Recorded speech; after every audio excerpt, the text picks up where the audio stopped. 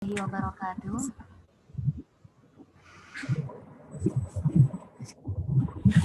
Sebelum kita mulai kaji kedua Risalatul Ma'id ini, marilah kita bersama-sama menghadiahkan suratul Fatihah kepada para pendahulu kita, para moyang kita, orang tua kita, dan khususnya kepada guru-guru kita dan juga para pengarang kitab ataupun buku-buku yang telah kita pelajari.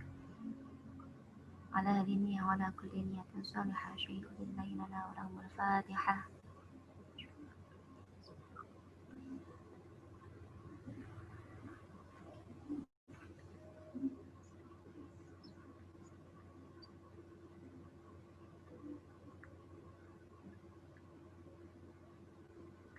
Amin amin ya rabbal alamin.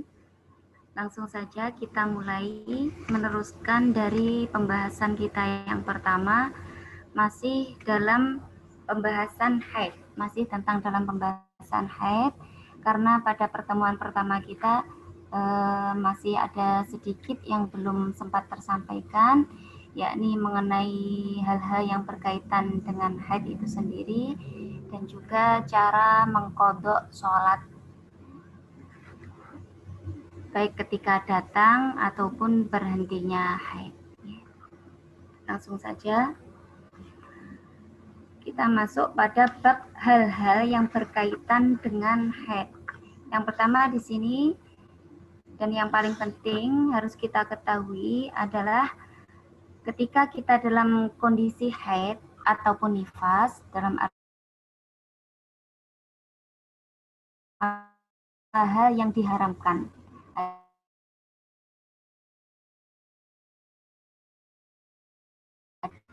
Nah, beberapa hal yang kita haramkan itu, yakni yang pertama sholat. Baik sholat itu sholat wajib ataupun sholat sunnah, itu sama sekali tidak boleh dilakukan ketika kita dalam kondisi haid ataupun nifas. Kemudian yang kedua yang diharamkan bagi orang yang haid ataupun nifas, yakni sujud syukur dan sujud tilawah. Apa itu sujud syukur?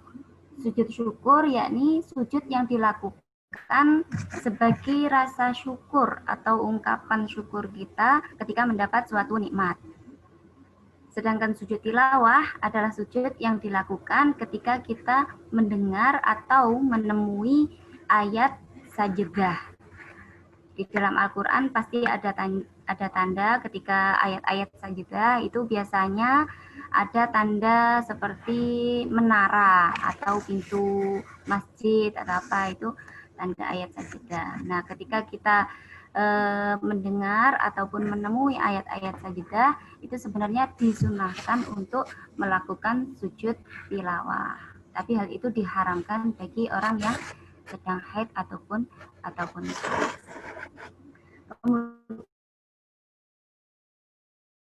kemudian hal yang yakni puasa, entah itu puasa sunnah ataupun puasa wajib. Kemudian yang keempat yakni tawaf. Walaupun syarat rukun sunnah di dalam ibadah haji itu boleh dilakukan bagi orang yang sedang haid, tapi pengecualian di sini yakni tawaf. Tawaf itu diharamkan bagi kita yang sedang dalam masa haid. Kemudian yang kelima yakni membaca Quran. La yaqra'ul junubu walal haidu syai'an minal Quran. Nah, di sini ada titik tekannya. Jadi membaca. Halo, terputus nih? Terputus? Enggak. Betul, enggak.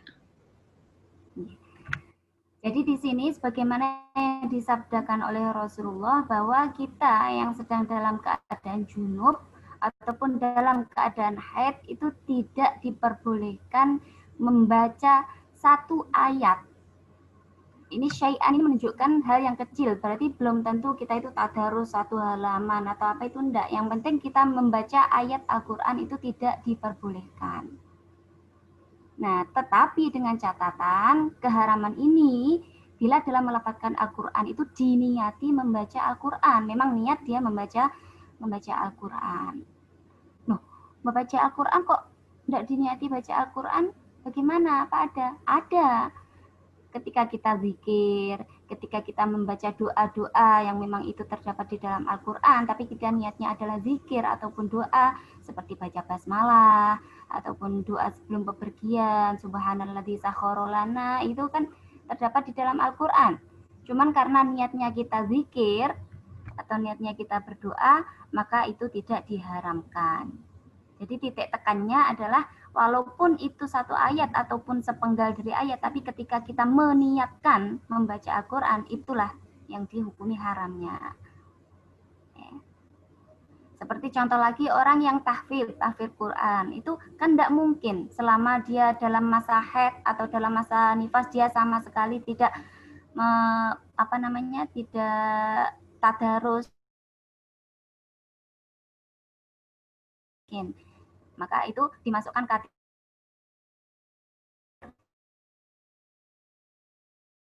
yang telah dihafalkan. Kemudian hal-hal yang diharamkan bagi orang yang haid yang selanjutnya yakni menyentuh dan membawa mushaf Al-Quran. Ya, menyentuh dan membawa mushaf Al-Quran. Yang dimaksud mushaf Al-Quran di sini seperti apa? Yakni setiap atau segala sesuatu yang ditulis lafaz Al-Quran meskipun kurang dari satu ayat. Dan tujuan penulisan itu adalah untuk dirosah, untuk dibaca. Memang sengaja untuk menukil ayat Al-Quran, untuk untuk hafalan atau apa mungkin, nah itu disalin. Namun bila kita menyentuh atau membawa Al-Quran yang ditafsiri, dalam artian seperti kita membawa kitab tafsir, yang mana tafsirnya itu lebih banyak daripada tulisan Al-Qur'annya, maka itu tidak diharamkan. Contohnya ada tafsir Jalalain, tafsir Munir, dan lain sebagainya. Itu karena penjabaran dari ayatnya itu lebih banyak. Tulisan penjabaran dari ayat Al-Qur'annya itu lebih banyak.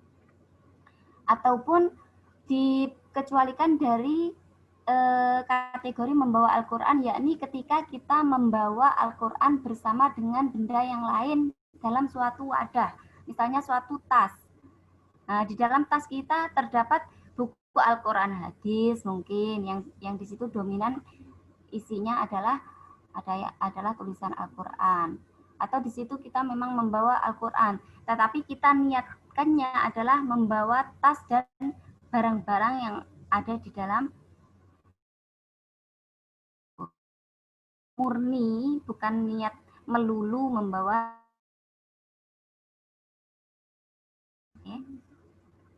Terus kemudian lanjut hal yang diharamkan lagi yang ketujuh, yakni lewat atau berdiam di dalam masjid.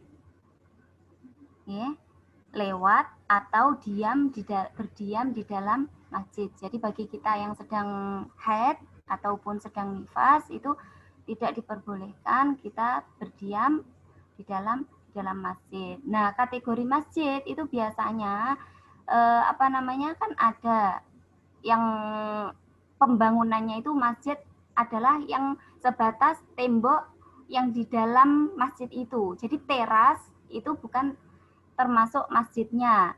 Itu ada. Jadi kalau kita jelas-jelas tahu ini yang dulu diwakafkan ataupun diniatkan dibangun masjid adalah kotak yang di dalam itu, tapi terasnya itu bukan termasuk dihukumi masjid. Berarti boleh kita menghadiri pengajian atau apa, kita duduk-duduk di terasnya itu diperbolehkan. Jadi yang tidak diperbolehkan adalah melewati atau berdiam di dalam masjidnya. Kemudian yang ke-8 yang berkaitan dengan hal yang diharamkan, yakni bukan dari diri kita sendiri. yakni berkaitan dengan pihak lain. Yang kedelapan yang diharamkan yakni dicerai. Ya, jadi orang yang sedang dalam kondisi haid itu tidak diperbolehkan untuk dicerai. Kenapa kok orang haid tidak boleh dicerai? Karena itu menjadi kasihan, akan bertambah lama masa iddahnya. Sebab masa iddah suci dari masa haid.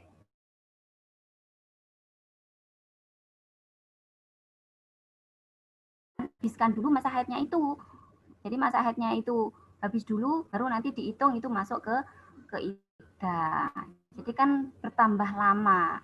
Oke. Maka ketika seorang perempuan haid itu tidak dibolehkan untuk dicerai. Kemudian yang kesembilan yakni berhubungan badan.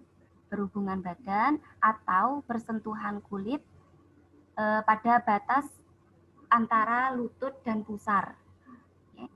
Jadi walaupun tidak berhubungan badan, tapi ketika sedang bersenang-senang atau bermain-main dengan suaminya, itu ketika dalam keadaan haid tidak diperbolehkan menyentuh area di antara lutut dan pusar.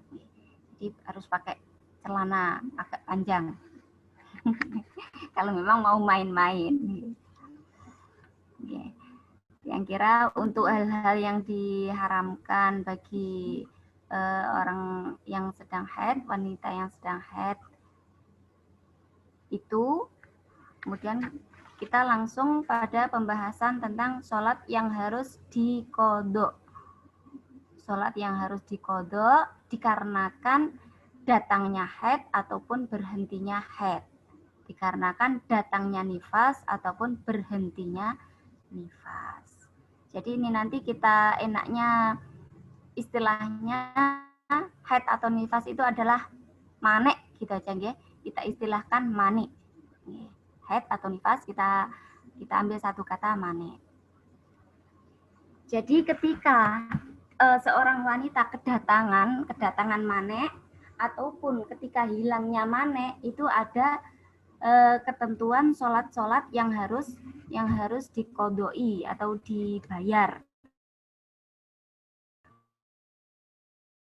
Masukkan screen share-nya.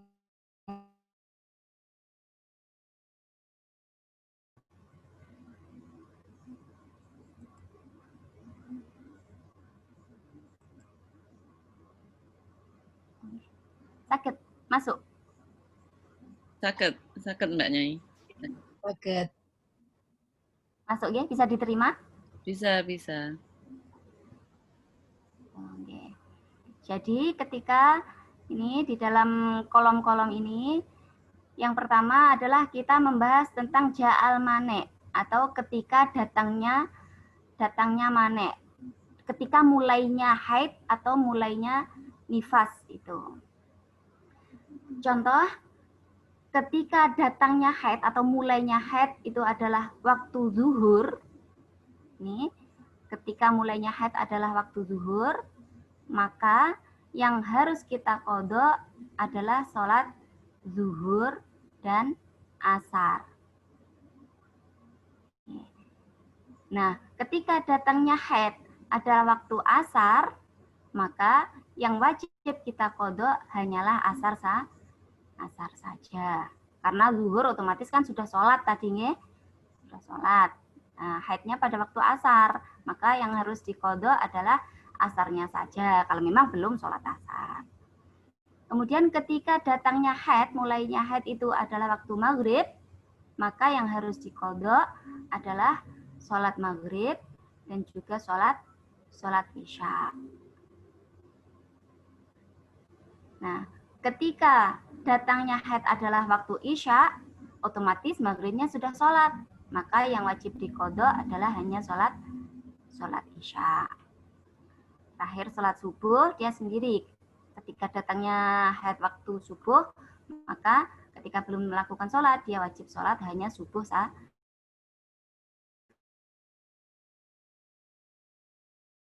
Hal yang demikian ini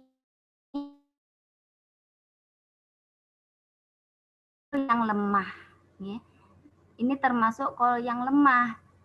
Jadi ketika contohnya ini datangnya haid waktu zuhur, kemudian harus mengqadha zuhur dan asar. Alasannya kenapa? Karena bisa dijamak. Zuhur, asar bisa dijamak. Jadi ketika datang zuhur, asar juga harus ikut diqadha. Di sini ketika datangnya maghrib, maka isya harus juga diqadha. Ini qol yang dhaif, lemah sebenarnya. Jadi yang lebih kuat, qol yang lebih kuat kalau datangnya zuhur, berarti ya sudah zuhur saja yang diqadha. Jadi asar tidak usah diqadha. Karena apa ya? Karena ini sudah jelas-jelas kita dalam kondisi haid. Begitu juga ketika maghrib.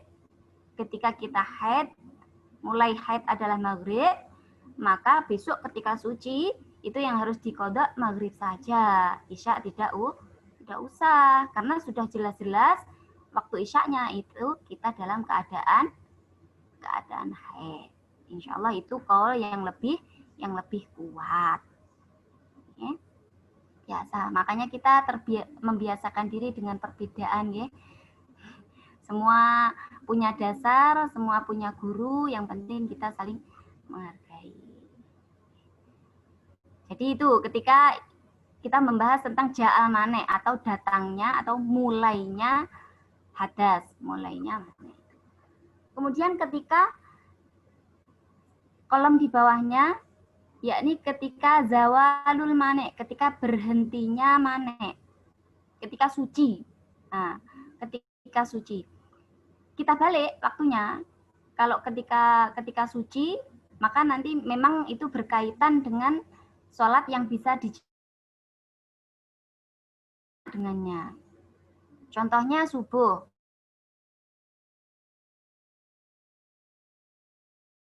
Berhenti haid waktu subuh, dia mandi, sudah agak kesiangan.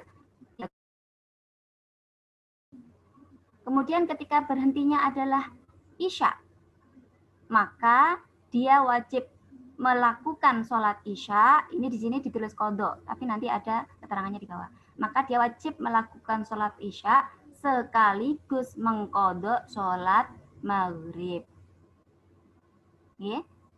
Jadi ketika berhentinya adalah isya, suci, berhenti, sudah tidak keluar darah, dia mandi, dia melakukan sholat isya. Selain itu, dia juga wajib mengqadha sholat maghrib. Karena apa? Karena maghrib bisa dijamak dengan sholat isya. Kok yang di atas tadi pas datang haidnya tidak disangkut pautkan yang bisa dijamak? Ya karena ini sudah jelas-jelas haid waktu yang sesudahnya. Tapi ketika zawalul mane, berhentinya di sini adalah isya, maka karena kita berhati-hati, ya, dimungkinkan maghrib tadi sebenarnya kita sudah bersih, sudah suci. Cuman karena kita pas ngelihatnya pas isya bersih, kita tahunya isya. Jadi untuk berhati-hati, maghribnya juga ikut kita qadha. Terus kemudian ketika berhentinya mane itu adalah maghrib, sucinya itu maghrib, maka yang wajib kita lakukan adalah sholat maghrib. Kalau sudah telat, kehabisan waktu, berarti ya diqadha.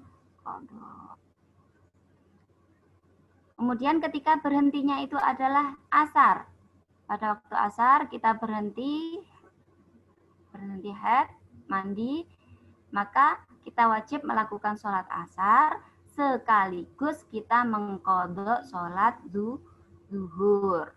Karena zuhur bisa dijamak dengan asar. Untuk berhati-hati, karena dimungkinkan pas zuhur tadi sudah suci, hati-hati zuhurnya juga diqadha.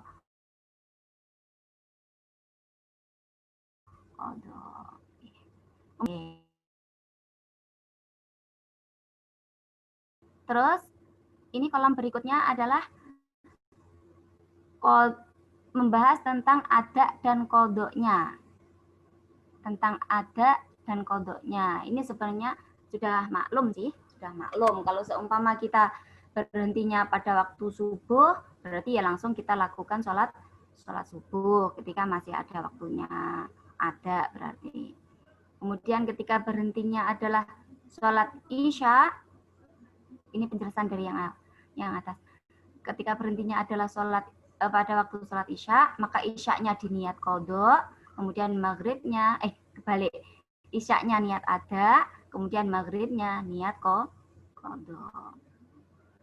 Ketika berhentinya maghrib, maka langsung kita melakukan sholat maghrib secara ada. Nah, di sini ketika berhentinya waktu sholat asar, maka kita melakukan sholat asar dulu dan kemudian mengqadha waktu zuhurnya, sholat zuhurnya.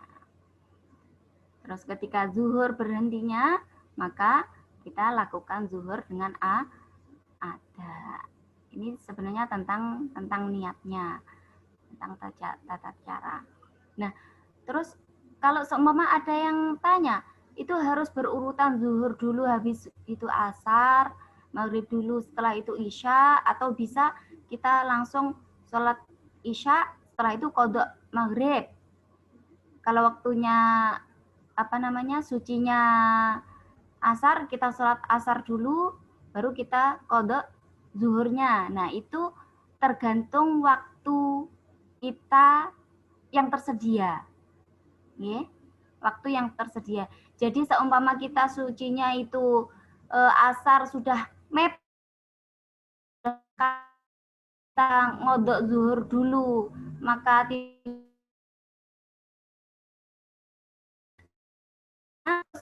bersegera mungkin melakukan sholat asar secara ada, kemudian baru mengkodok sholat zuhurnya. Tapi kalau waktunya longgar, waktunya masih luas, kita bersuci mungkin jam 4:30, jam 5, itu kodok dulu zuhurnya, baru ada asar, itu tidak apa-apa.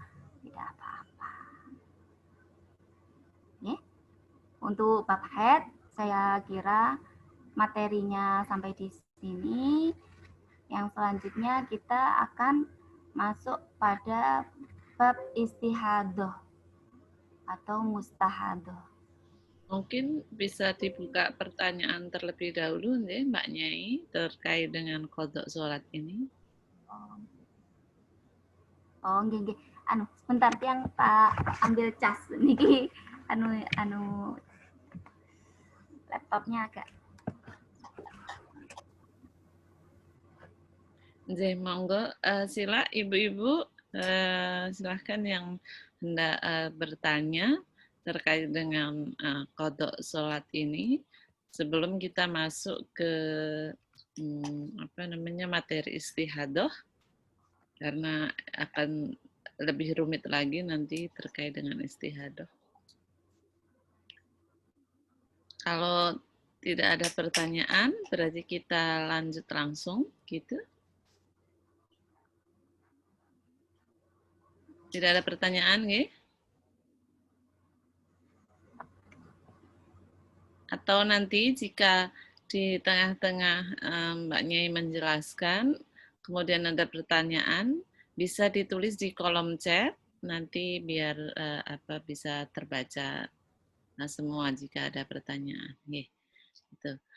Kemudian mohon maaf karena ini waktunya kan bertabrakan dengan asar gitu nih. Nanti mungkin kita selesainya lebih awal gitu dan kita bisa lanjut di kemudian hari Mbak Nyai karena tadi terbentur dengan asar. Mungkin besok ke depan kita menjadwalkannya setelah asar saja gitu.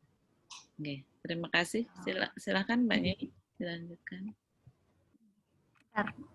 Niki kok baterai saya nggak masuk di cas.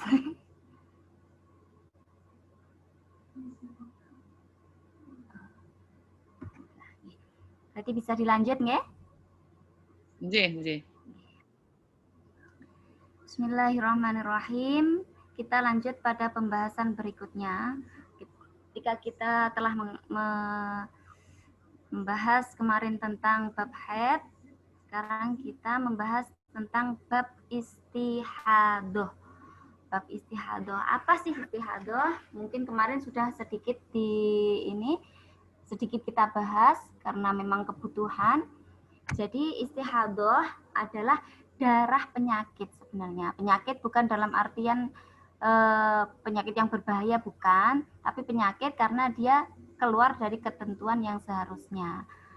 Yakni istihadah, yakni darah yang keluar dari vagina seorang wanita yang tidak sesuai dengan ketentuan haid dan nifas. Ya. Jadi perlu diketahui bahwa istihadah itu bukan dalam bab haid saja. Jadi istihadah di dalam nifas pun bisa terjadi. Nah, di dalam bab mustahadah, bab istihadah ini nanti istihadah, mustahadah atau orang yang mengalami istihadah itu dibagi menjadi 7. Dibagi menjadi 7. Yang pertama adalah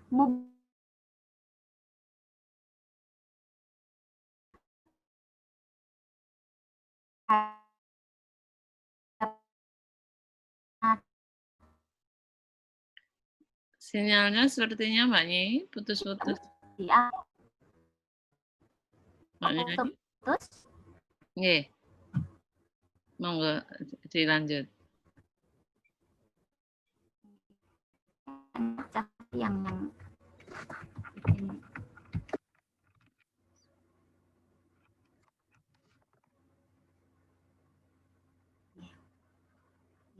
jadi mustahadah yang pertama kita pakai istilah mustahadah. Mustahadah itu kita bagi-bagi karena tergantung orangnya. Tergantung orang yang mengalami istihadah itu. Mustahadah itu adalah orang yang mengalami haid. Jadi mustahadah yang pertama yakni mubtadi'ah mumayyiz. Orang yang pertama kali mengalami haid dan dia dapat membedakan warna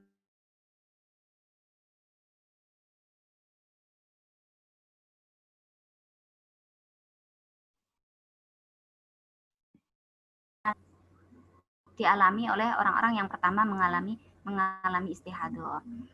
Jadi mubtadi'ah mumayyizah contohnya dia baru pertama kali keluar darah. Seumpama umur 15 tahun atau umur 13 tahun dia keluar darah. Dia keluar darah selama 30 hari. Keluar darah selama 30 hari terus menerus. Nah, tapi dia bisa membedakan darah dan darahnya itu memang bisa dibedakan. Jadi pengertian bisa membedakan darah di sini maksudnya antara darah itu bisa dibedakan dan orangnya sendiri bisa membedakan warna darah. Masya Allah. Mohon maaf. Sebelumnya kita kenali dulu tentang masuk ke bab mustahadah. Mohon maaf. Jadi sebelum kita membahas tentang mustahadah, kita harus tahu lebih dulu sifat dan warna darah. Jadi ternyata darah haid itu ada macam-macam warnanya. Sifat dan warna darah itu nanti untuk menentukan kuat atau lemahnya darah. Jadi warna darah itu dibagi menjadi 5. Yang pertama hitam. Hitam itu dalam artian ya merah kehitam-hitaman itu. Karena saking merahnya jadi hitam. Kemudian yang kedua merah. Yang ketiga merah ke kuning-kuningan. Berarti merahnya bukan merah menyala, bukan merah rata gitu ya. Merah agak oranye gitu, merahnya agak pudar. Kemudian yang keempat adalah kuning dan yang terakhir adalah keruh. Nah, di sini urutan mulai dari hitam sampai dengan keruh ini termasuk juga urutan tingkat kekuatan warna darah. Jadi paling kuat hitam, kemudian merah ke kuning-kuningan, kuning dan keruh paling lemah. Sedangkan sifat-sifat darah itu yang pertama dilihat dari segi teksturnya. Teksturnya yang kuat itu adalah kental dan kemudian yang lemah adalah cair. Kemudian dilihat dari segi baunya, yang kuat itu adalah berbau, entah itu bau anyir, bau amis, bau busuk, bau tidak enak itu, dan yang lemah itu biasanya tidak berbau. Jadi itu ya, darah itu bisa dikategorikan kuat atau lemah, itu bisa tinjau dari warna ataupun sifatnya. Langsung masuk kepada bab mubtadi'ah yang pertama, yakni mubtadi'ah mengalami haid dan dia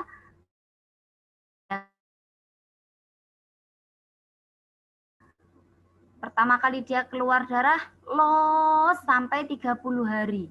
Tidak berhenti-berhenti. Nah, itu otomatis nanti pas 15 hari dia kan wajib mandi besar, wajib melakukan sholat dan seterusnya. Tapi tidak bisa dihukumi bahwa haidnya adalah 15 hari itu. Karena bagi mubtadi'ah mumayyizah yang dihukumi haid adalah darah yang kuat. Yang dihukumi haid adalah darah yang kuat. Syaratnya, 1, darah kuat itu tidak kurang dari 1 hari 1 malam. 2, darah kuat tidak melebihi 15 hari 15 malam. Yang ketiga, darah lemah tidak kurang dari 15 hari 15 malam. Jadi cara menghukuminya seperti ini, keluar darah kuat, merah, berbau 5 hari. Kemudian sisanya dia cuman keluar flek-flek saja atau mungkin warnanya oranye, kuning itu selama 25 hari. Maka yang dihukumi haid adalah 5 hari awal darah yang kuat ini. Sedangkan sisanya di sini adalah istihadah. Terus ininya yang sudah terlanjur kemarin meninggalkan sholat yang 10 hari, yang memang itu harus diqadha karena itu masuk dalam masa istihadah. Kemudian contoh yang kedua. Contoh yang kedua, darah orang pertama kali mengeluarkan darah selama 10 hari darah kuat, kemudian 16 hari darah di akhir dia keluar lagi.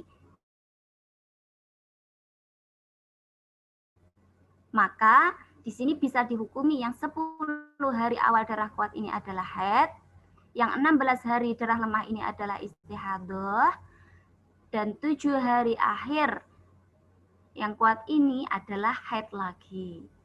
Karena pemisah antara darah kuat ini, yakni darah lemahnya ini, sudah mencapai 15 hari atau sedikit-sedikitnya masa suci. Kemudian contoh yang ketiga.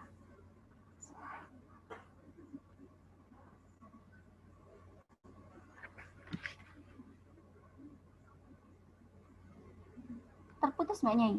Betul nggih? Betul, tidak. Nggih. Dilanjut.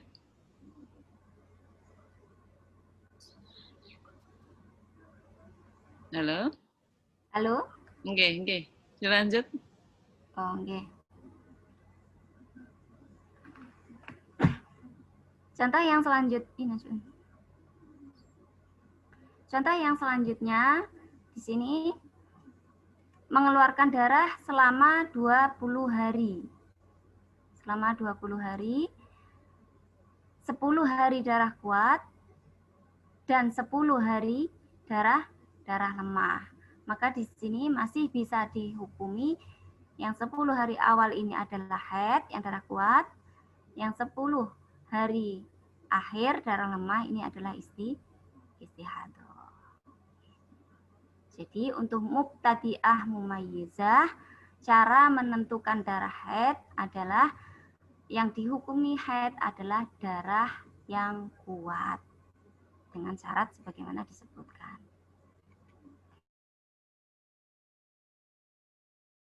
Yang kedua yakni mubtadi'ah.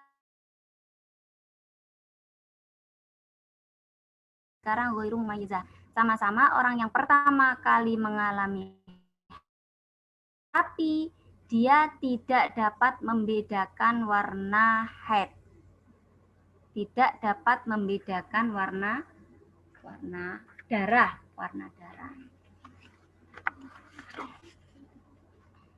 Mubtadi'ah ghairu mumayyizah yaitu wanita yang baru pertama kali mengalami haid pada saat darah keluar melebihi batas maksimal haid, yakni waktu 15 hari 15 malam, dan dia tidak memenuhi syarat 3 di atas, maka yang dihukumi haid adalah 1 hari pertama. 1 hari pertama haid. Ini salah ketik nih, nggih. Salah ketik kok 10 hari kok banyak sekali. Salah ketik. Jadi 1 hari pertama. Jadi seumpama dia pertama kali mengeluarkan darah, langsung dia kayak orang pendarahan. Keluar darah sampai 1 bulan penuh. Maka yang dihukumi darah haid adalah 1 hari pertama. Dan sisanya yang 29 hari itu adalah istihadah. Kemudian bersucinya bagaimana? Kalau bersucinya tetap menunggu 15 hari 15 malam karena kita tidak pernah tahu itu akan berlanjut atau berhenti. Jadi setelah 15 hari 15 malam dia wajib mandi junub, mandi besar. Kemudian dia mengqadha sholat yang 14 hari dan sisanya itu adalah tetap dihukumi istihadah. Begitu setiap bulannya. Jadi cuma 1 hari awal bulan, sisanya istihadah.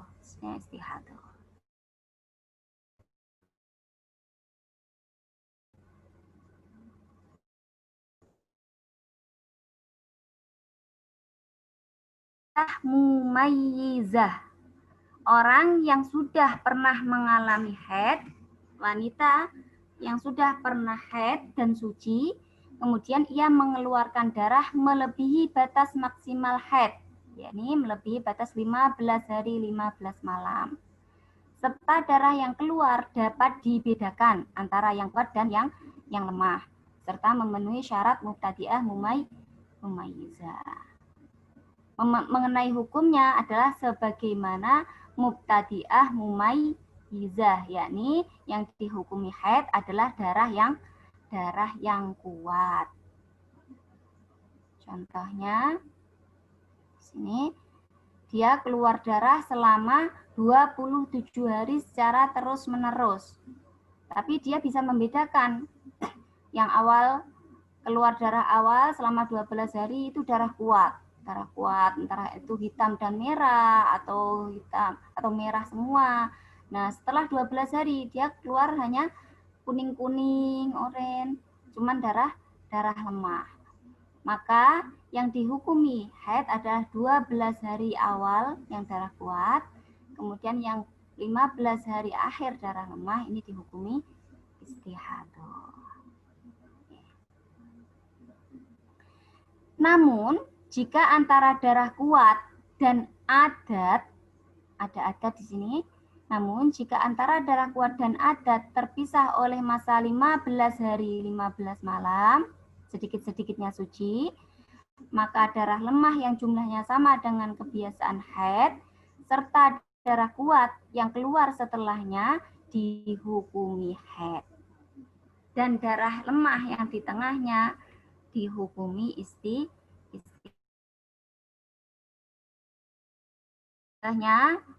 di sini ini sebenarnya warna juga. Cuman ini kenapa di warna merah ini? Nah, dia keluar darah selama 19 hari secara terus-menerus. 19 hari secara terus-menerus. Dia punya kebiasaan haid 3 hari.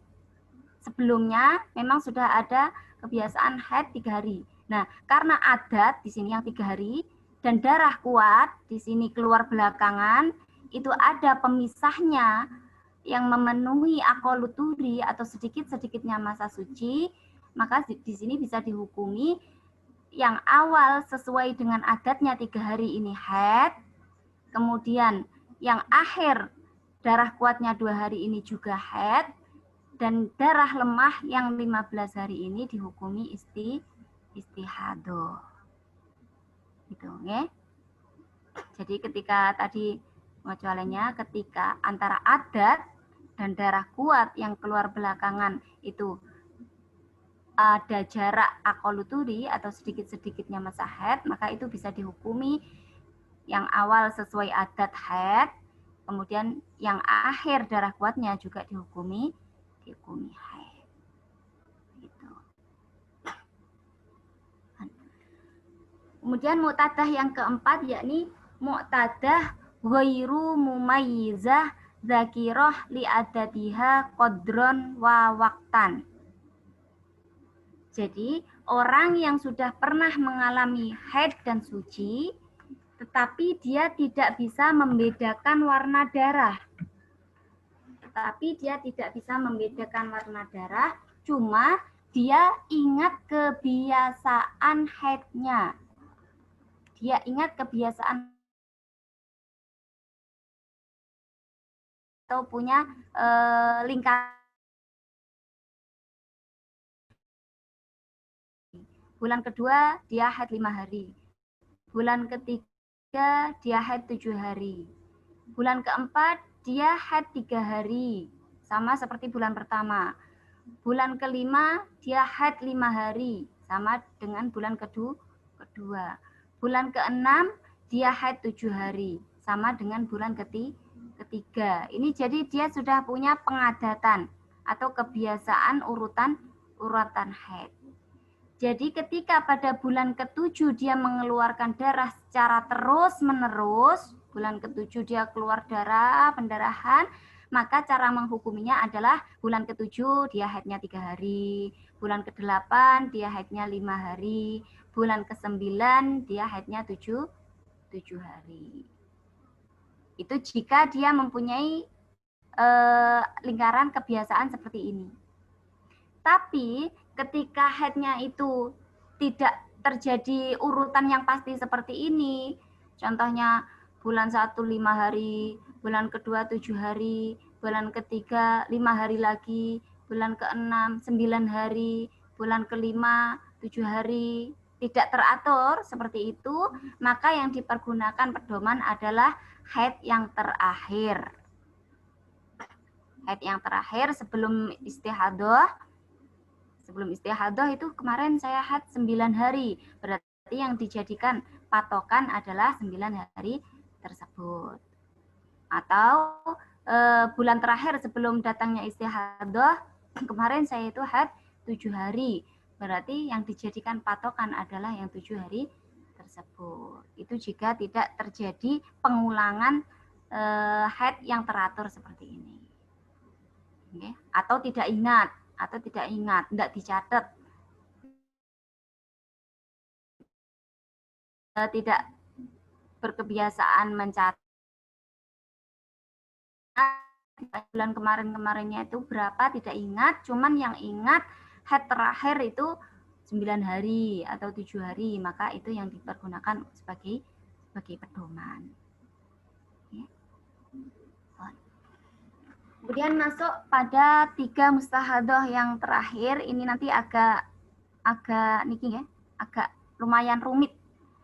Yang kelima yakni mu'tadah ghairu mumayyizah nasiyah li adatiha qadron wa waqtan.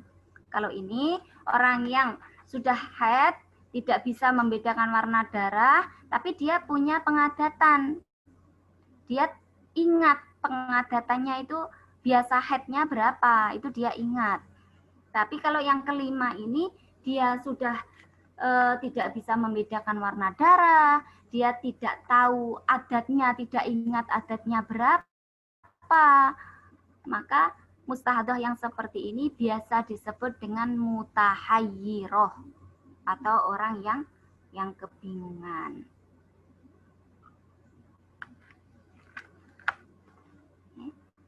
Jadi mustahadah ini dikenal dengan nama mutahayyiroh, maksudnya ia dalam keadaan kebingungan sebab hari-hari istihadahnya itu ia dimungkinkan haid dan dimungkinkan suci. Nah, untuk mustahadah yang mutahayyiroh ini bagi mustahadah yang seperti ini maka dia diharamkan melakukan hal-hal yang diharamkan bagi orang haid.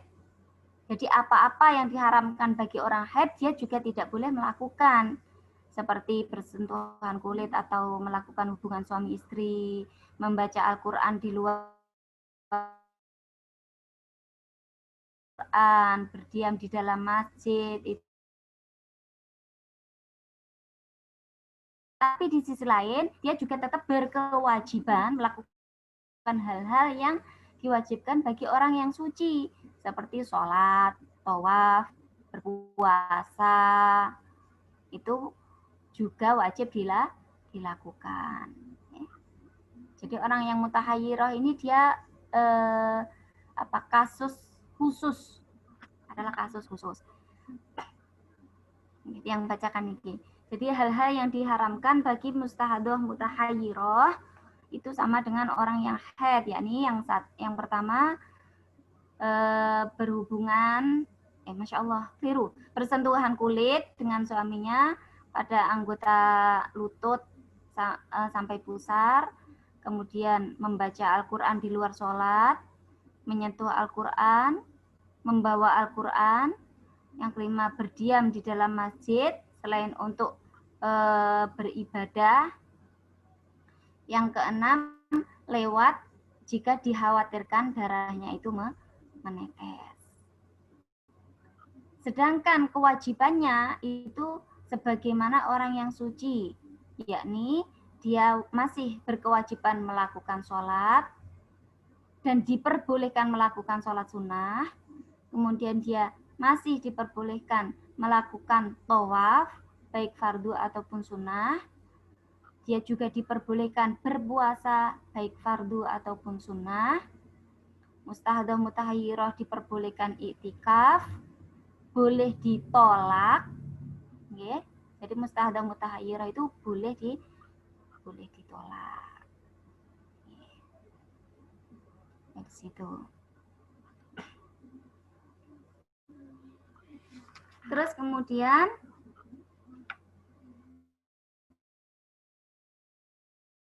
tentang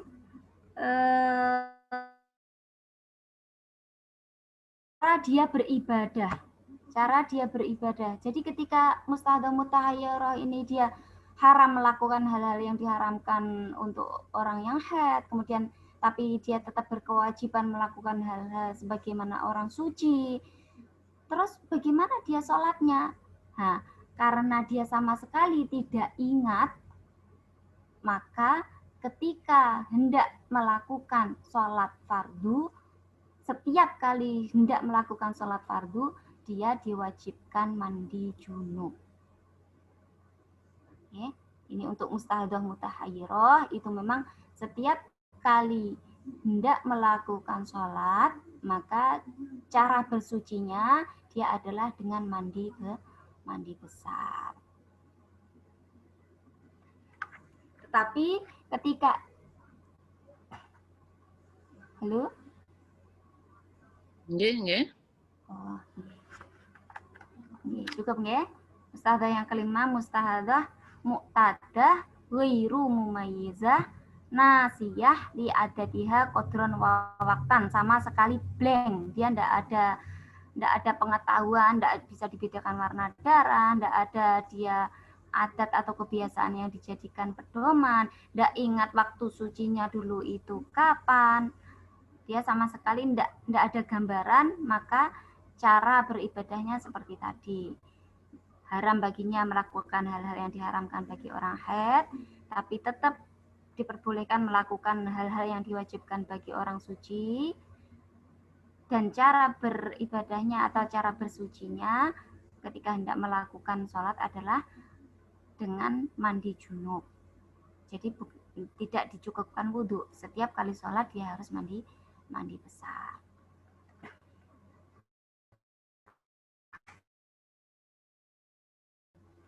Bisa dilanjut, Mbak Nyai? Ustazah, yang tadi minta tolong coba slide-nya yang mustahadah mutahayyirah itu ditampilkan, belum dicatat soalnya. Oh, yang mustahadah mutahayirat yang mohon maaf tidak apa namanya? Tidak ada ini screen share-nya. Oh gitu ya, belum dicatat. Okay. Okay. Untuk mustahadah mutahayyirah itu sebenarnya apa namanya? Cara menghitungnya lebih gampang, malah lebih gampang. Cuman dia rumit dalam pengerjaannya. Mustahadah mutahayyirah itu kan orang yang dia tidak bisa membedakan warna darahnya, kemudian dia tidak ingat haid kemarin itu saya berapa, terus saya tidak ingat kemarin itu sucinya itu waktu apa, sama sekali tidak ingat, sama sekali dia tidak punya pegangan untuk menentukan haidnya yang sekarang ini. Jadi untuk mustahadah yang demikian, mutahayyirah bingung, sama sekali dia tidak punya pedoman atau pegangan untuk dijadikan apa?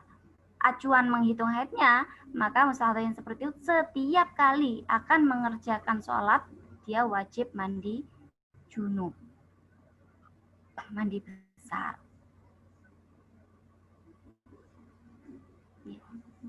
Mungkin ada yang belum dimengerti dari mustahadah mutahayyirah ini. Yang ulang bacakan ya, kalau memang ingin dicatat. Mustahadah yang keenam yakni mu'tadah ghairu mumayyizah nasiyah li adatiha qadron wa waqtan. Wanita yang sudah pernah mengalami haid dan suci tetap bedakan warna darah serta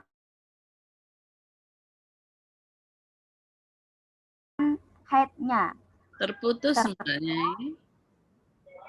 Terputus? Nggih, bisa diulangi. Suaranya nggak jelas. Nggih. Oh, ini. Jadi wanita yang pernah mengalami haid, kemudian yang ghairu mumayyizah tadi. Wanita yang sudah pernah mengalami haid dan suci, ya. Kemudian dia tidak bisa membedakan warna darah dan dia tidak ingat kebiasaan haidnya, tidak ingat atau tidak punya kebiasaan haidnya, serta dia tidak ingat waktu sucinya.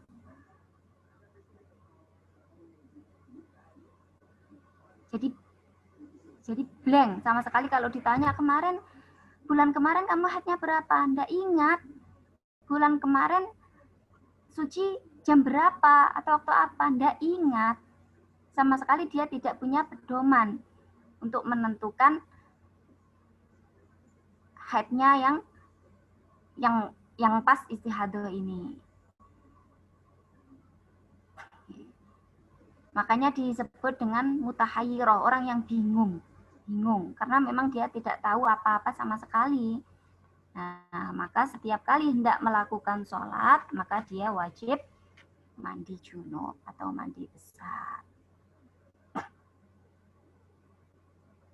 Ya. Bagaimana Mbak Nyai? Dilanjut. Oh, okay.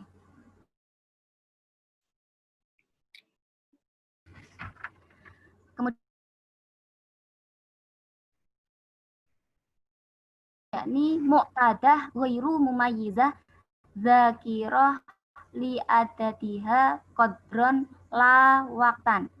Wanita yang sudah pernah mengalami haid dan suci, kemudian dia tidak bisa membedakan warna darah, sama dengan di depannya tadi, dan dia ingat kebiasaannya, tidak waktunya. Nah, yang contoh, yang ini ya. Hukum penentuan darah bagi wanita mustahadah seperti ini adalah hari yang ia yakini biasa haid dihukumi haid. kemudian hari yang dia yakini biasa suci, maka dihukumi istihadah. Dan hari yang dimungkinkan suci dan mungkin haid, ia harus berhati-hati seperti mustahadoh mutahayyirah. Contohnya, mohon maaf niki yang ketiknya belum selesai. Contohnya seorang wanita mengalami istihadah atau keluar darah. Sebelum mengalami istihadah itu, dia ingat, dicatat nggak ya, sambil dicatat. Sebelum mengalami istihadah itu, dia ingat masa haid selama 5 hari dalam 10 hari pertama. Jadi dari tanggal 1 sampai tanggal 10 itu dia ingat. Pokoknya kalau kalau enggak tanggal 2 sampai tanggal 6, ya tanggal 4 sampai tanggal 9, pokoknya dia ingatnya itu haidnya 5 hari dan waktunya itu hari yang pertama.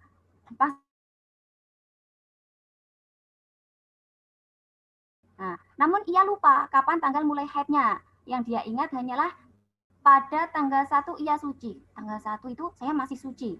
Pokoknya tanggal 1 suci. Berarti tanggal 1 itu yakin dihukumi suci. Tanggal 2 sampai tanggal 5 mungkin haid, mungkin suci. Tanggal 2 sampai tanggal 5 mungkin haid, mungkin suci.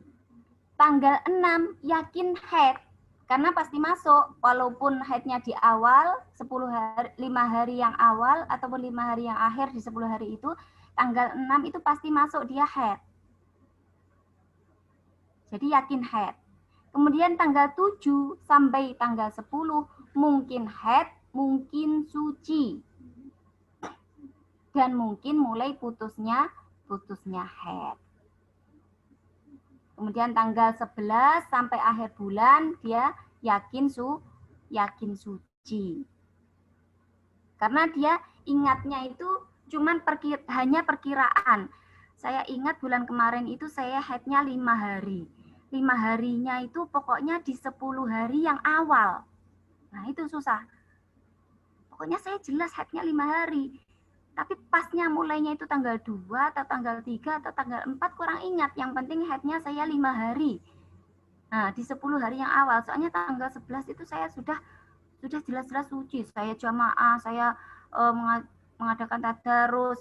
Nah, jadi hal yang seperti itu, cara kita prakteknya adalah tanggal 1 karena yakin suci, maka kita seperti halnya orang istihadah suci. Kemudian tanggal 2 sampai tanggal 5 mungkin suci, maka dia seperti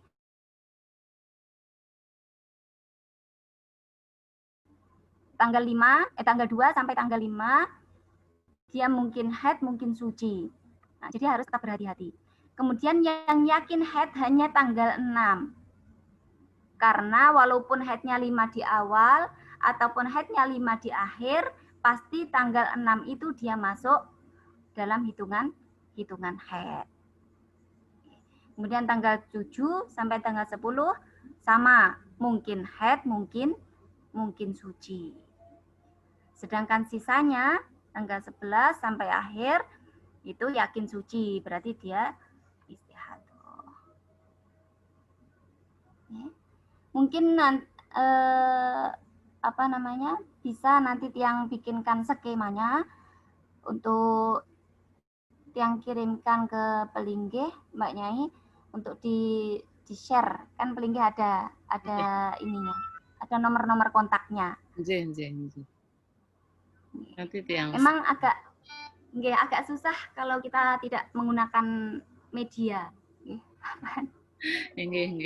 Terus terang niki tiang juga minta tolong diketikkan tadi. Jadi kalau spontan di sini tiang ngetik agak kurang menguasai, mohon maaf.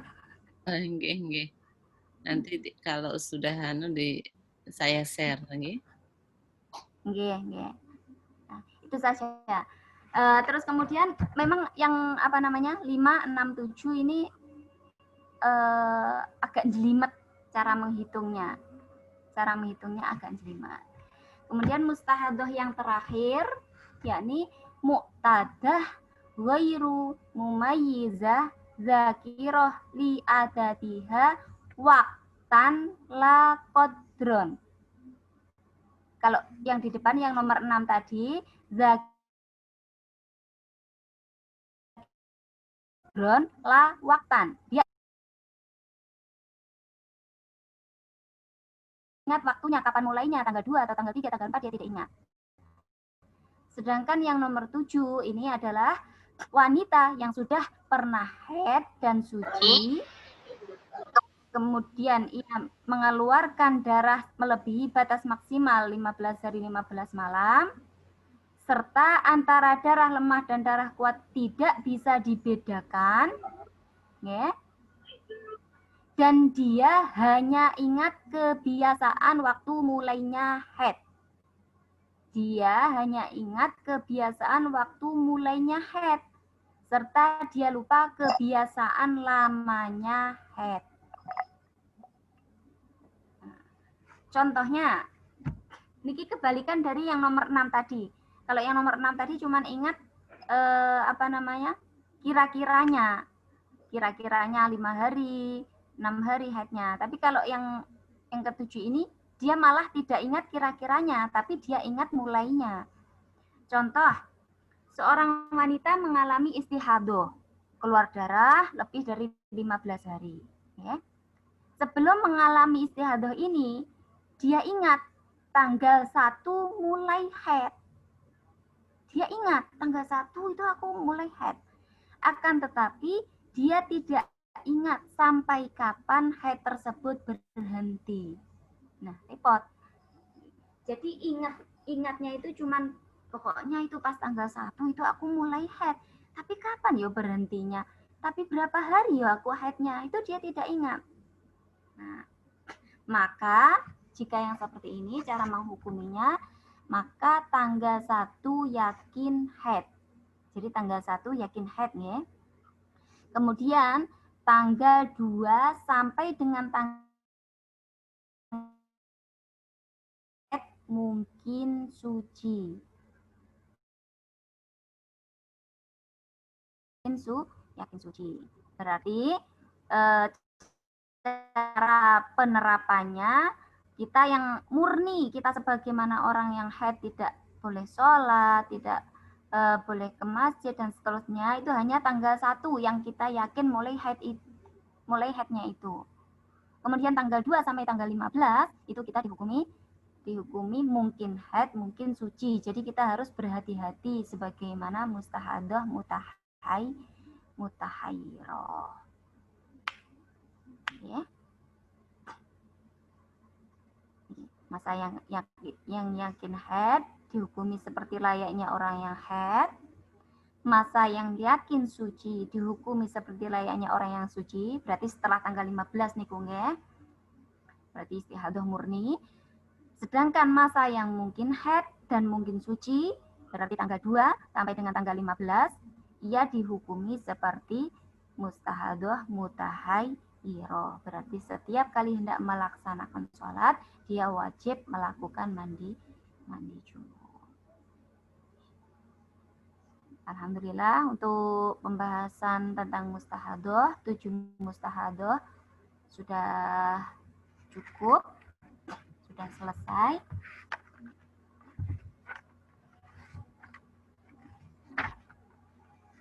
Mungkin bisa dilanjutkan dengan termin berikutnya.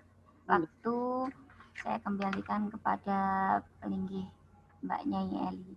Oke, karena kita masih punya waktu sekitar 8 menit untuk tanya jawab sebelum diakhiri nanti pukul 16.30. Sila ibu-ibu hendak bertanya, dipersilahkan.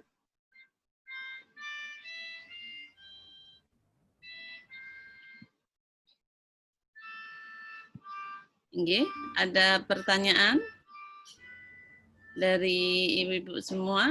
Jadi tadi apa yang disampaikan dari awal terkait dengan apa namanya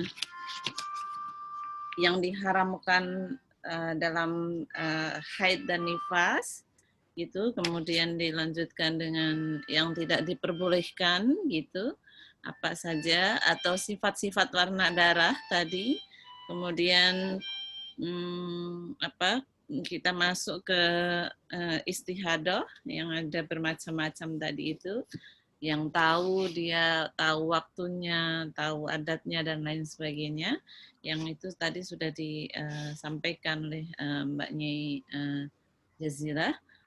Sila ibu-ibu yang ada pertanyaan bisa disampaikan. Oke, mohon maaf Pak Nyai.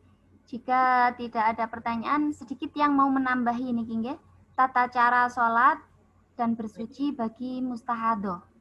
Oh, nggih, nggih. Mungkin ini lebih penting, ya.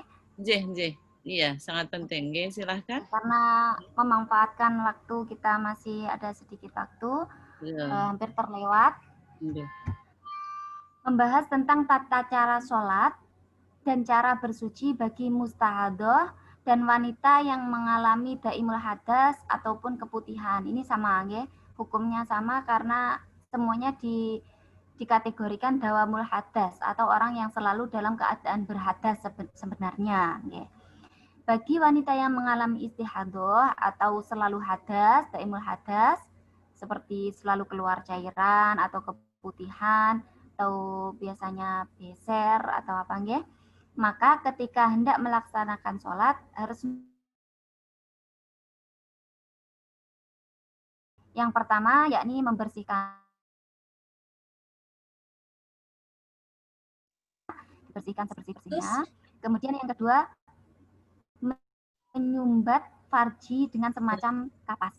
Ada yang lost sedikit tadi, terputus Mbak Nyai, mungkin bisa diulangi yang pertama. Oh, nggih. Tata cara bersuci, nggih. Yang pertama membersihkan farji dari najis yang keluar. Berarti sama seperti bagaimana kita cebok seperti biasa, kita bersihkan sebersih-bersihnya. Cuman memang kalau kita istihadah itu agak susah nunggu apa namanya jedanya nih nggih. Nunggu jeda mau kita sumpat itu agak lama, harus telaten, harus benar-benar sampai bersih dulu.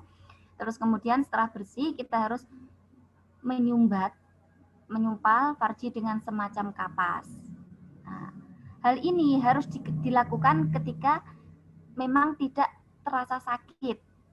Nah, tapi kalau yang sensitif atau mungkin kesakitan itu maka tidak apa-apa, tidak harus disumpal, dimasukkan, itu tidak. Dan juga pengecualian bagi yang sedang berpuasa, maka justru tidak diperbolehkan menyumpal atau memasukkan kapas ke dalam farji. Terus kemudian setelah sudah kita tutup pakai kapas, kita sumpal pakai kapas, baru kita pakai pembalut. Kemudian wudhu dengan mualah harus terus-menerus, wudhunya harus terus-menerus. Setelah kita pakai pembalut celana dalam, langsung kita fardunya wudhu harus mualah terus-menerus. Enggak bisa setelah seumpama kita niat membasuh muka, kemudian ada kesibukan lain atau apa, sampai masuk kategori tidak terus-menerus, terus lanjut nanti balik lagi lanjut tangan, tidak boleh. Harus mengulang, berarti harus mengulang dari membersihkan langsung wudhu lengkap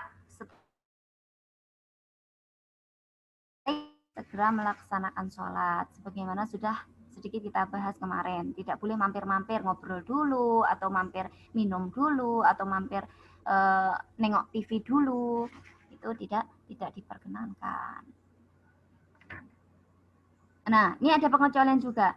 Kalau nunggunya itu untuk kemaslahatan sholat, contohnya kita menyempurnakan menutup aurat kita. Nah, kita ngecek sudah benar-benar tertutup atau belum. Terus kemudian atau kita menunggu jamaah. Karena kita terbiasa jamaah dengan suami, jamaah dengan anak-anak. Nah, kita bersuci dulu, suami masih masih agak belakangan. Nah, kita menunggu jamaah itu tidak apa-apa, jadi diperbolehkan. Terus kemudian catatan kemarin bahwa bersucinya orang yang dawamul hadas bukan istihadah saja, termasuk juga orang yang keputihan, orang yang beser, orang yang terus menerus keluar cairan, bahwa bersucinya orang yang dawamul hadas atau daimul hadas itu hanya untuk 1 kali fardu. Hanya untuk 1 kali fardu. Ini bukan untuk mustahadah saja, tapi untuk keputihan biasanya nih ya, agak mengentengkan. Jadi kalau seumpama kita sedang keputihan, kemudian kita dalam perjalanan melakukan jamak, itu berarti tidak bisa. Karena bersucinya orang yang daimul hadas, keputihan juga termasuk daimul hadas, itu hanya diperbolehkan untuk 1 kali fardu. Terus bagaimana caranya ini Mbak, kalau kita kepengen dijamak, berarti ya bersegera setelah melakukan sholat zuhur, langsung kita lari berwuduknya sama musolanya. Kalau wudhu, kalau keputihan kan tidak terlalu ribet sebagaimana orang yang istihadah.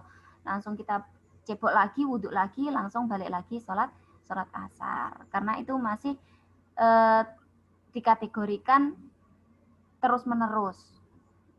Kan jaraknya itu minimal 2 rakaat sholat yang singkat dan padat. Karena wudhu itu tidak menghabiskan waktu selama itu, insya Allah. Itu saja. Jadi orang yang daimul hadas itu cara bersucinya demikian. Kemudian 1 kali wudhunya hanya untuk 1 kali fardu, dan kemudian niatnya juga bukan untuk niat menghilangkan hadas, tetapi niat agar diperbolehkan melakukan fardunya sholat. Seperti kemarin, nawaitul wudu'a listibahati sholati atau listibahati fardhi sholati. Fardhalillahi ta'ala. Yang kira cukup, Mbak Nyai? Alhamdulillah, masih ada waktu 2 menit. Sila yang ingin bertanya. Kalau tidak ada yang bertanya, berarti sampun jelas semua, nggih? Bukan saya, Mbak. Oh iya, nggih. Oh, nggih. Nggih, Bu, Mbak Rohana. Iya, Assalamualaikum warahmatullahi wabarakatuh. Waalaikumsalam. Iya, maaf saya baru masuk ya. Sebenarnya saya juga belum paham tadi apa yang terkait dengan istiadah, tetapi saya akan nanyakan tentang tadi yang terakhir, yang tentang keputihan.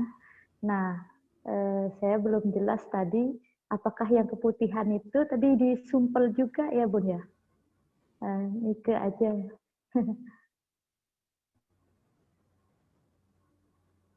Nggih, cara bersucinya. Yang termasuk dawaimul hadas tadi yang keputihan. Oh, nggih. Kalau keputihan tidak perlu disumpal.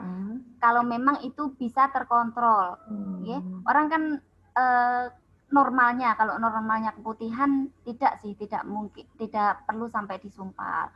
Tapi mungkin ada kasus yang keputihannya itu sampai keluar yang agak parah, yang sampai bergumpal-gumpal, sampai kayak cairan head yang lendir-lendir, itu kan mungkin ada.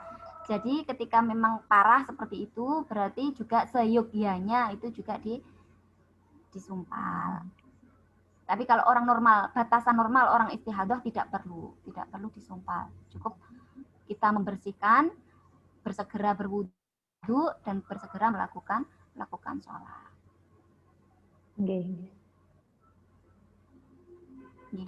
Bagaimana? Sudah jelas, Mbak Rohana? Jelas sudah. Terima kasih. Yang lain mungkin ada pertanyaan? Nggih. Nggih. Mungkin kita akan tersisa lagi berapa materi Mbak Nyai untuk Risalatul Mahid ini? Bagaimana? Enggak, maksud saya untuk termin-termin selanjutnya begitu sebelum diakhiri. Kalau untuk pembahasan Risalatul Mahid yang kira sebenarnya sudah cukup materinya, ya, cukup sampai di sini. Cuman untuk membahas masing-masing kasus itu memang kita mempelajari tidak cukup untuk satu kali pertemuan sebenarnya. Betul. Ada pertanyaan atau disodorkan kasus lagi, bingung lagi cara ngitung. Betul. Nah itu kalau untuk materi dasarnya sebenarnya untuk Risalatul Mahid insya Allah sudah cukup. Kalau untuk yang khusus bab nifas misalnya Mbak Nyai, ada tidak yang misalnya bisa disampaikan begitu? Mungkin untuk pertemuan minggu depan kita akan membahas khusus terkait dengan nifas misalnya, atau sebenarnya sama saja sih ya dihukuminya dengan Kalau nifas sebenarnya sama kaedahnya sama. Cuman kalau untuk membahas tentang fikih wanita itu sebenarnya memang sangat luas, nggih. Sangat luas, nggih. Bab haid itu sudah satu pembahasan sendiri.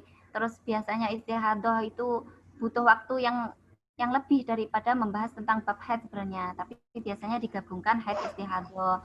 Kemudian tentang bab kehamilan, bab wiladah, bab nifas, kemudian bab toharo, tentang keputihan, itu sebenarnya memang banyak sekali yang harus kita bahas. Tapi sebelum diakhiri ini ada dari Bu Arwilan itu meminta misalnya mungkin berkenan Mbak Nyai memberikan nomor WA-nya untuk nanti mungkin ibu-ibu hendak berlanjut untuk bertanya via WA, mungkin berkenan.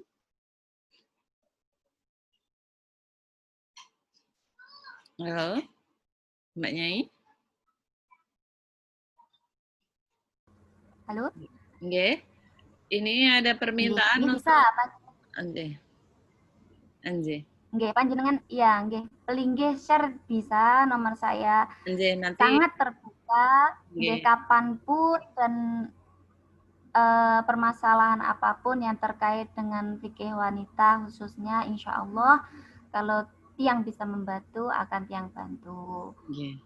Atau kita follow up dengan grup diskusi masalah fikih wanita, mungkin itu juga akan lebih baik. Jadi seumpama ada satu yang bertanya, yang lain jadi tahu juga.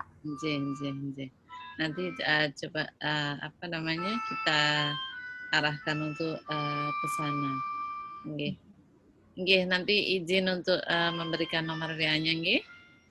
Berarti di pertemuan kedua ini adalah pertemuan terakhir terkait dengan Risalatul Mahid, dan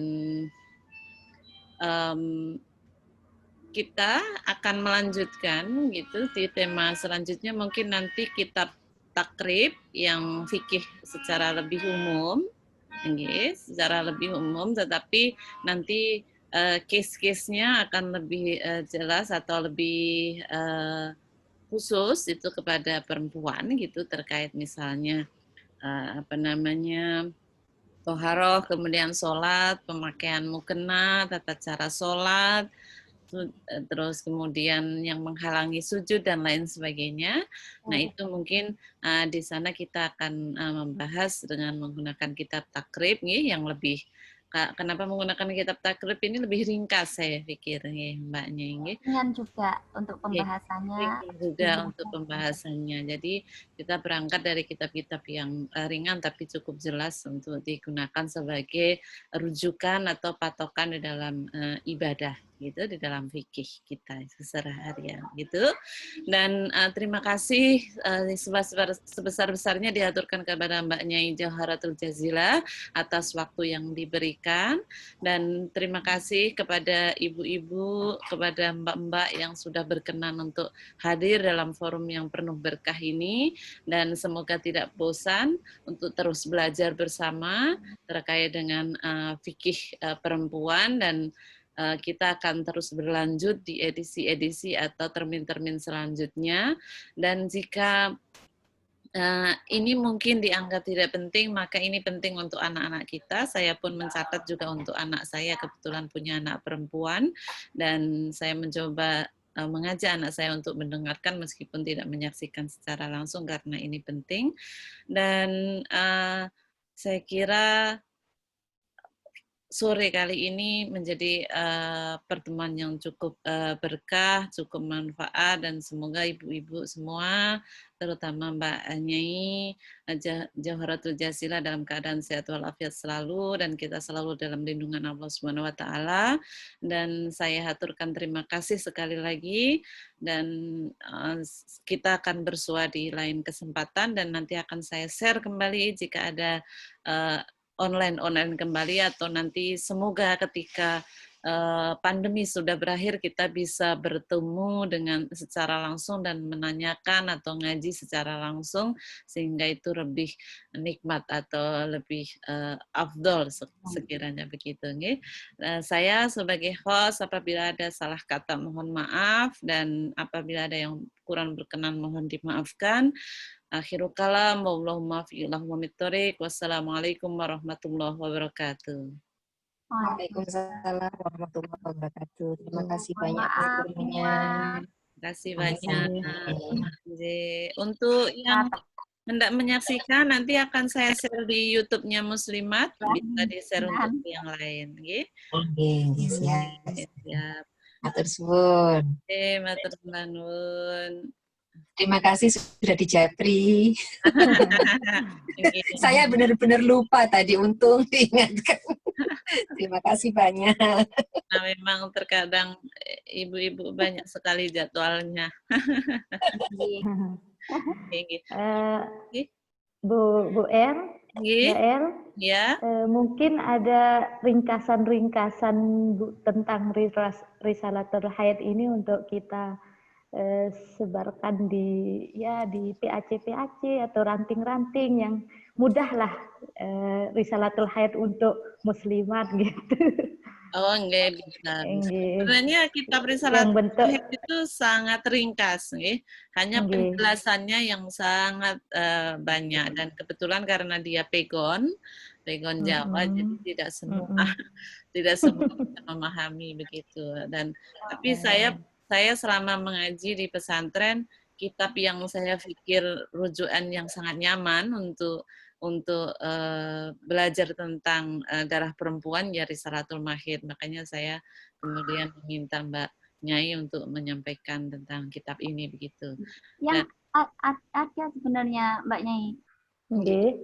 Ada yang di rumah itu memang untuk Jamiah Nahdiyah itu kan, untuk pertemuan-pertemuan singkat itu ada satu makalah, makalah itu tentang haid dan istihadah, itu sepertinya masih ada ya. Oh, nanti bisa di-share biar kita share ke PAC. Yang minta anak-anak ketik ulang biar mudah, agar mudah untuk kirim ke pelinggih via PDF atau gimana gitu. Nanti siap kita share. Makasih Mbak, itu yang ingin kami maksudnya sebarkan di PAC di sini, karena banyak sekali ya mereka minta ngaji kajian tentang perempuan gitu, tapi rujukan yang pas, yang sederhana itu karena kita juga kan masih belajar. Nah, jadi biar kita juga tahu, bisa belajar bersama dengan mereka-mereka yang nggak bisa tergabung di sini gitu. Kayaknya itu sekalian paket pelatihan pembuatan pembalut itu loh. Pembalut kain. Iya, itu memang. Kita memang ada pelatihan untuk pembuatan pembalut kain yang ramah perempuan dan ramah lingkungan. Dan itu sudah kami tahun kemarin ya kita mulai, dan ini Mbak Rohana ini kebetulan mulai menyebar ke PC dan PAC gitu. Iya. Dan udah mau menyebar kemana-mana ini. Udah mau menyebar kemana-mana, dan alhamdulillah responnya cukup baik, terutama sebenarnya di pesantren, karena kalau kita mengingat di pesantren itu pembalut biasa itu kan dalam satu hari bisa ada berapa santri yang dia sedang berhalangan atau sedang haid, dan itu bisa menumpuk dan itu tidak bisa diurai oleh tanah selama ratusan tahun.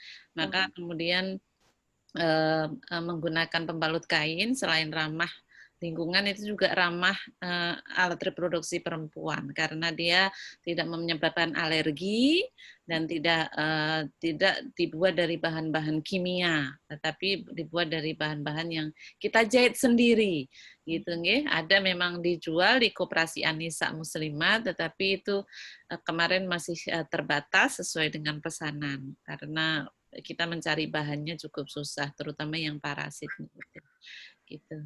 Itu nggih. Nanti mungkin kita juga bisa melanjutkan kembali untuk perjuangan eco green itu dengan membuat pembalut kain di beberapa tempat ya Mbak Rohana. Iya, insya Allah kita mulai di PAC nanti. Betul. Di Batu Kliang sudah kita, Bu, bahannya sudah ada, tapi yang menjahit ini memang karena kondisi pandemi, jadi mereka sibuk cari rezeki, cari macam-macam yang lain. Oke. Jadi, Jen. Bagus sekali Mbak Rohana, terima kasih masukannya. Nah, sampun nanti sampai ketemu mungkin di 2 minggu yang akan datang kita mulai belajar atau mengaji terkait dengan fikih secara umum dengan menggunakan rujukan kitab takrib.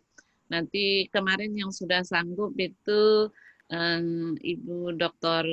Emawati untuk menyampaikan kitab ini.